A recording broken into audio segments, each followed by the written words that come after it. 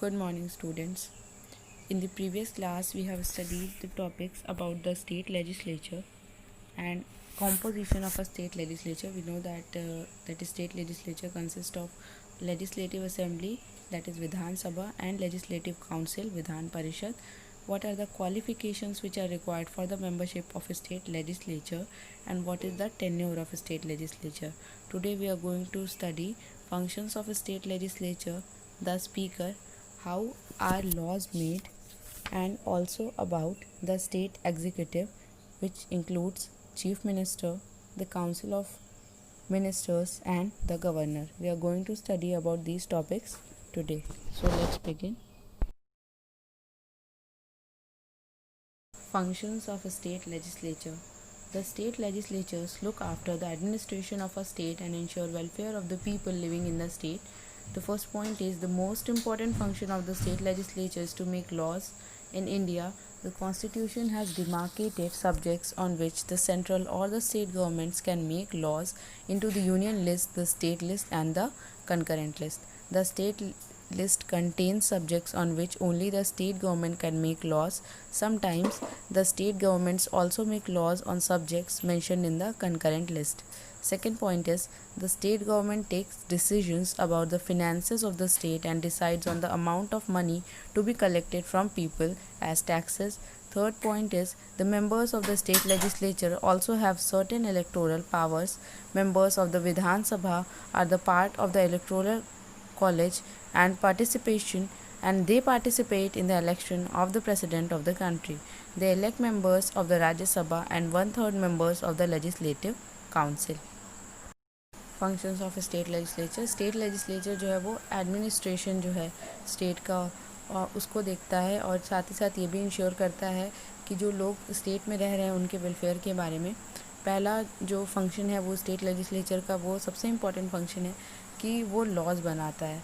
हमारी country India में constitution ने डिमार्क किया है कुछ सब्जेक्ट्स को जहाँ पे सेंट्रल या फिर स्टेट गवर्नमेंट जो है वो लॉज बना सकते हैं यूनियन लिस्ट, स्टेट लिस्ट और कंकरेंट लिस्ट में. ओके, सो स्टेट लिस्ट में वो सारे सब्जेक्ट्स आते हैं जिसमें जो है स्टेट गवर्नमेंट लॉ बना सकता है. कभी कभी स्टेट गवर्नमेंट जो है वो लॉज उन सब्जेक्ट्स पे भी बना सकता है जो कि कंकरेंट लिस्ट में मेंशन्ड है.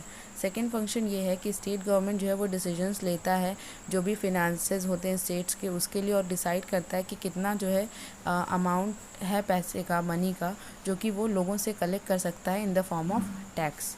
थर्ड फंक्शन ये है कि जो मेंबर्स होते हैं स्टेट लेजिस्लेचर के उनके कुछ इलेक्टोरल पावर्स होते हैं, उनको दिए मिले होते हैं. जो मेंबर्स होते हैं विधानसभा के वो पार्ट होते हैं इलेक्टोरल कॉलेज के और वो पार्टिसिपेट करते हैं जब प्रेसिडेंट का इलेक्शन होता है कंट्री में. उसमें ये इलेक्ट करते हैं मेंबर्स जो कि राज्यसभा के जो मेंबर्स होते हैं इनका इलेक्शन करते हैं ये इलेक्टोरल पावर्स वाले जो स्पेशल मेंबर्स होते हैं. और ये 1/3 जो है मेंबर जो होते हैं वो लेजिस्लेटिव काउंसिल के मेंबर्स होते हैं. The speaker. The members of the Vidhan Sabha elect a speaker and a deputy speaker who look after the proceedings of the assembly and also ensure that the discipline in the house is maintained. The proceedings of the Vidhan Parishad are conducted by the chairman who is elected by the members. She presides over meetings and maintains discipline and order in the house. In her absence, the deputy chairman takes over her responsibilities. Speaker का काम क्या होता है, जो members होते हैं विधानसभा के वो एक स्पीकर और एक डिप्टी स्पीकर को जो है इलेक्ट करते हैं जो कि जो असेंबली की प्रोसीडिंग्स होती हैं उनको देखता है और साथ ही साथ ये भी इंश्योर करता है कि पार्लियामेंट में जो है वो डिसिप्लिन मेंटेन रहे. जो प्रोसीडिंग्स होती है विधान परिषद की वो चेयरमैन के थ्रू जो है वो कंडक्ट की जाती हैं जो कि इलेक्ट किए जाते हैं मेंबर्स के थ्रू. जो भी चेयरमैन होगा वो मीटिंग्स में प्रिसाइड करते हैं और मेंटेन करते हैं डिसिप्लिन और ऑर्डर हाउस में. और अगर मान लीजिए कि चेयरमैन जो है एब्सेंस है तो उस टाइम पे जो डिप्टी चेयरमैन होते हैं वो सारी रिस्पॉन्सिबिलिटीज़ का ख्याल रखते हैं, वो सारी चीज़ों को देखते हैं.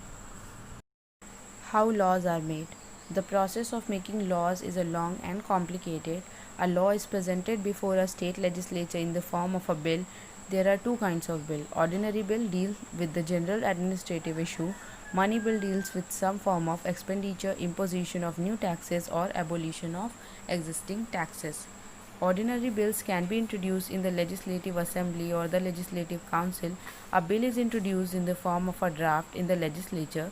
The minister asks for the permission from the Speaker or the Chairman of the House to introduce the bill. This is called the first reading of the bill.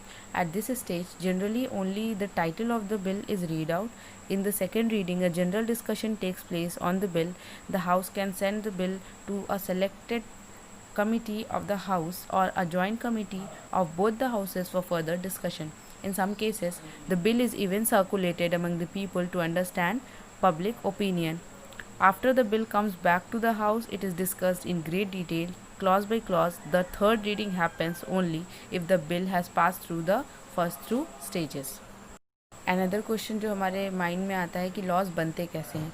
जो लॉ को बनाने का प्रोसेस है वो काफ़ी लॉन्ग और काफ़ी ज़्यादा कॉम्प्लिकेटेड है. लॉ जो है तभी प्रेजेंट किया मतलब कहाँ प्रेजेंट किया जाता है, एक स्टेट लेजिस्लेचर में प्रेजेंट किया जाता है बिल के फॉर्म में. ठीक है, दो तरीके के बिल होते हैं, एक होता है आपका ऑर्डिनरी बिल और दूसरा होता है money bill. Ordinary bill basically आपका डील करता है जो जनरल एडमिनिस्ट्रेटिव इश्यूज होते हैं उनसे, और जो मनी बिल होता है वो डील करता है कुछ form of expenditure, imposition of new taxes और जो एबोलिशन होता है एग्जिस्टिंग टैक्सेस उनसे रिलेटेड. ऑर्डिनरी बिल जो है वो इंट्रोड्यूस किया जाता है लेजिस्लेटिव असेंबली या फिर लेजिस्लेटिव काउंसिल में. जब बिल इंट्रोड्यूस होता है तो वो इसको इंट्रोड्यूस कराया जाता है एक ड्राफ्ट के फॉर्म में लेजिस्लेचर में. मिनिस्टर मिनिस्टर जो है वो परमिशन मांगता है स्पीकर या फिर चेयरमैन ऑफ द हाउस से कि वो बिल को इंट्रोड्यूस कर सके. इसको हम बोलते हैं पहले reading of the bill, first reading of the bill इसको बोलते हैं. इस स्टेज पे जनरली जो है जो टाइटल होता है बिल का वो सिर्फ उसको रीड आउट किया जाता है. सेकेंड रीडिंग में क्या होता है, एक जनरल डिस्कशन होता है बिल के ऊपर. जो हाउस होते हैं वो सेंड कर सकते हैं बिल एक सेलेक्टेड कमेटी जो होती है हाउस की उसको, या फिर किसी ज्वाइंट कमेटी जो होती है दोनों हाउसेज में फर्दर डिस्कशन के लिए. कभी कभी क्या होता है बिल को जो है वो सर्कुलेट कर दिया जाता है लोगों के बीच में जिससे कि वो पब्लिक ओपिनियन को अंडरस्टैंड कर सकें. जब बिल जो है वापस आता है हाउस में तो उस टाइम पे वो डिटेल में डिस्कस किया जाता है एक एक क्लॉज के अकॉर्डिंगली. जो थर्ड रीडिंग है वो बेसिकली आपकी तभी होती है जब जो पहले दो स्टेजेस है उसको जब बिल पास कर लेता है तब जाके आपकी थर्ड रीडिंग होती है.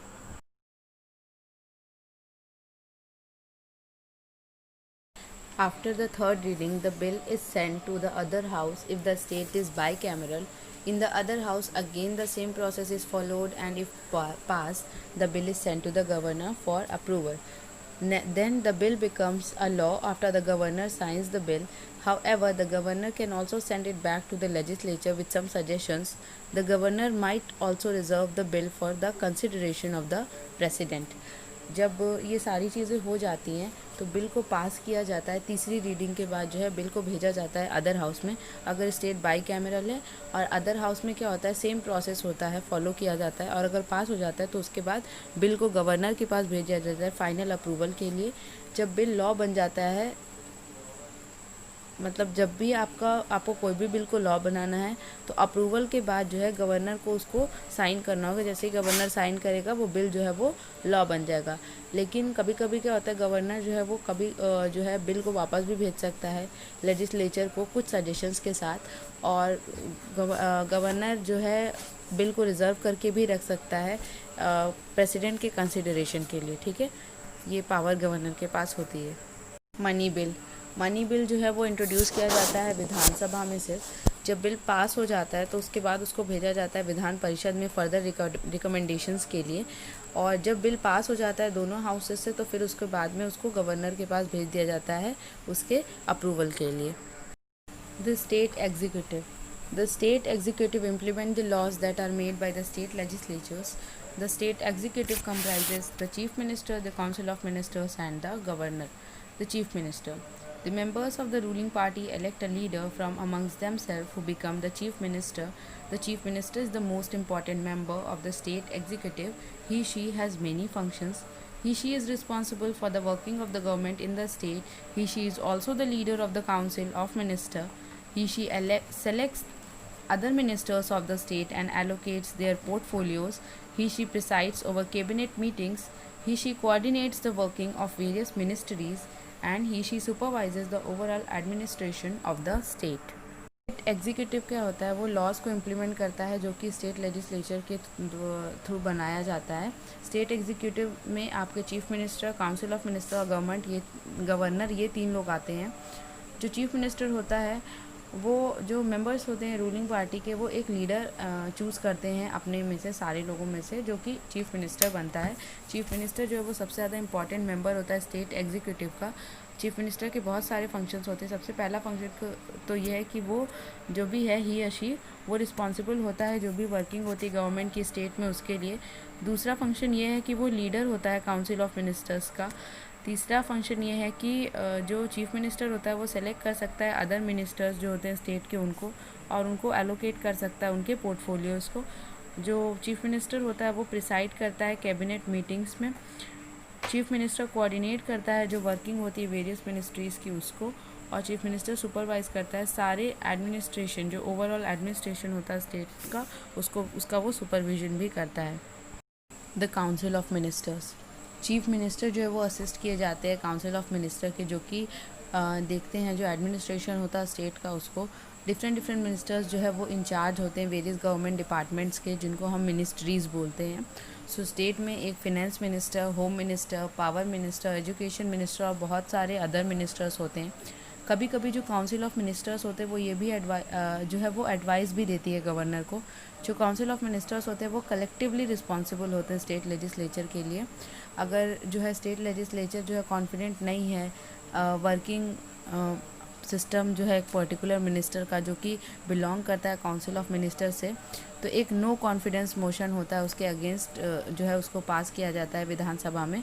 अगर गवर्नमेंट जो है इस मोशन को लूज़ कर देता है, मीन्स हार जाता है इस मोशन में, तो इस टाइम पे जो इंटायर काउंसिल ऑफ मिनिस्टर होते हैं उसको रिज़ाइन करना पड़ता है। सिमिलरली अगर चीफ मिनिस्टर रिज़ाइन करता है तब भी उस टाइम पे जो इंटायर जो काउंसिल ऑफ मिनिस्टर्स है उन्हें भी रिज़ाइन करना पड़ता है। दी गवर्नर, ठीक है, जो स्टेट एग्जीक्यूटिव के में जो उसके 3 पार्ट होते हैं, chief minister, council of ministers और गवर्नर। गवर्नर जो है इसका तीसरा पार्ट है। गवर्नर एक बहुत ही इंपॉर्टेंट पर्सन होते हैं स्टेट एग्जीक्यूटिव में।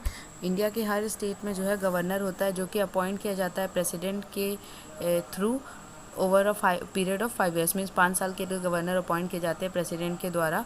गवर्नर्स जो है वो अपॉइंट किए जाते हैं स्टेट्स में, और जो लेफ्टिनेंट गवर्नर्स होते हैं वो इंचार्ज होते हैं यूनियन टेरिटरी के और national capital territory of Delhi, ठीक है। लेफ्टिनेंट गवर्नर्स वहाँ पे जो है अपॉइंट किए जाते हैं। गवर्नर बनने के लिए एक पर्सन की जो क्वालिफ़िकेशंस होती हैं वो सबसे पहले ये है कि उसकी जो एज होनी चाहिए वो 35 ईयर्स से ज़्यादा होनी चाहिए, 35 ईयर्स होनी चाहिए, और वो इंडिया का सिटीज़न होना चाहिए। जो भी गवर्नर बनना चाहता है उसको मेंबर ऑफ पार्लियामेंट नहीं होना चाहिए, और स्टेट लेजिस्लेचर या फिर किसी भी अदर जो ऑफिस ऑफ प्रॉफिट होता है अंडर गवर्नमेंट ऑफ इंडिया उसमें वो नहीं होना चाहिए, तभी आप गवर्नर बन सकते हैं, अदरवाइज़ आप एलिजिबल नहीं होंगे। So that's it for today's class. Thank you.